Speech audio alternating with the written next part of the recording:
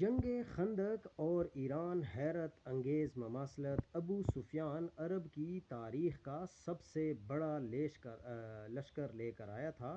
آل یہود نے اسے کثیر سرمایہ فراہم کیا تھا، اندر سے اس کے ساتھ بھی ملے ہوئے تھے۔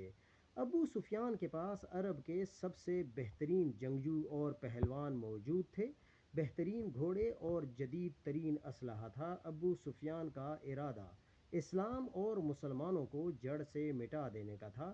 نبی کریم صلی اللہ علیہ وآلہ وسلم کو معلوم تھا کہ محض افرادی قوت کے ذریعے اتنے بڑے جرری لشکر کا مقابلہ کرنا ممکن نہیں ہے۔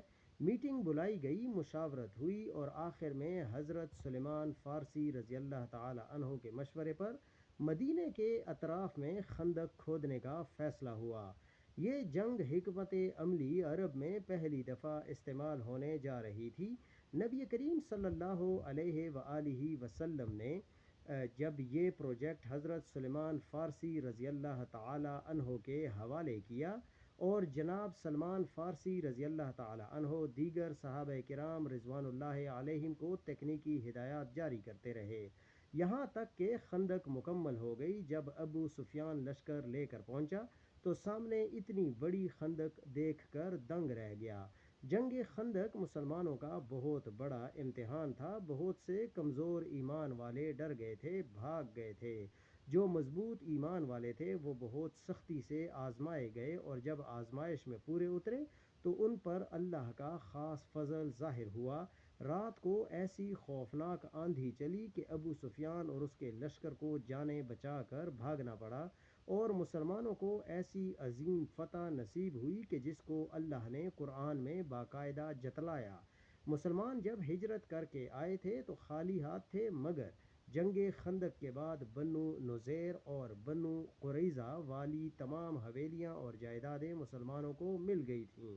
اللہ نے فرمایا، میں نے تمہیں غنی کر دیا۔ سورہ احزاب۔ اب جنگ خندق کو ایران جنگ کے تناظر میں سمجھنے کی کوشش کریں۔